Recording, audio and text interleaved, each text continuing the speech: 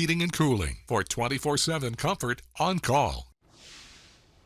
Hello, Brad. Chris, today Making some sauce. we're going to talk about tomatoes and the future of tomatoes. But first, let's think about where would the world be without tomatoes? What would be a BLT without a tomato? What would we do without ketchup? What about all of these tangy, delicious Italian sauces? I would be very sad.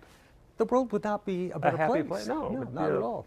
yeah. So with that said, obviously tomatoes are important to our diets, right? Tomatoes are fruits that originated in South America and are actually considered a tropical plant. Okay. Today, they're grown worldwide. There are more than 10,000 varieties. Wow. I did not know that. It's hard to believe, but they're very nutritious. Hey, great source of vitamins A, C, K, potassium, folate, and other antioxidants. Can't go wrong with tomatoes. But here's the problem.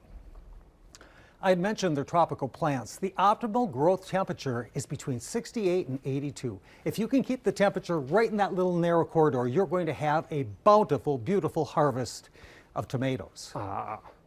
So if you don't have a greenhouse, you are at the mercy of Mama Nature. Correct. Exposures to temperatures below 50 degrees negatively impact their development, and this is one of the key findings that the researchers have been looking at, I should say. Take a look at these two pictures of tomatoes. Both were grown with temperatures mostly in the 40s, okay? The one on the left clearly does not look well. It doesn't look like it can really prop itself up. It's somewhat wilting.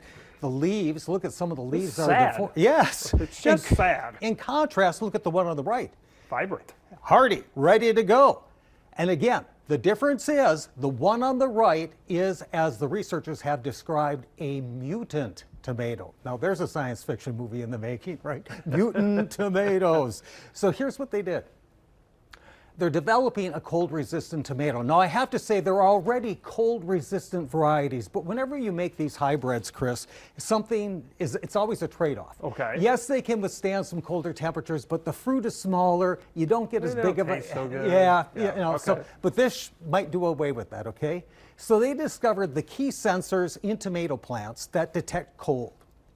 And when these sensors kick in, they secrete certain enzymes in an attempt to protect the plant from the cold, but these enzymes in these massive quantities actually set out to harm the plant.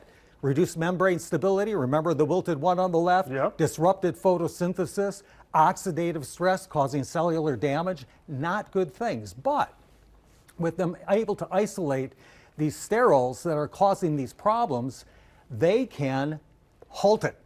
They've been able to make these mutant tomatoes where that sterol, that enzyme is blocked, and it does not affect the growth of the plant or the production of the fruit. So therefore, these coming tomatoes should be tolerant of much colder climates. And look at the benefits. It opens the door to developing these cold-resistant tomato varieties that could expand into farther reaches of the planet. It'll extend the growing season, and the result will be more bountiful harvests, still plenty of big, bright, juicy tomatoes, enhancing the global food supply, bigger and better tomatoes. Check. All good things. You know what we have to check on? The great big purple tomato. Remember that? Oh, yeah. I'll follow up on that one. Yeah. We'll investigate that one, see how that one's doing. Well, bring one in so we can Taste test? All right, Brad, thanks so much. We'll see you tomorrow. Still to come here, you need to see the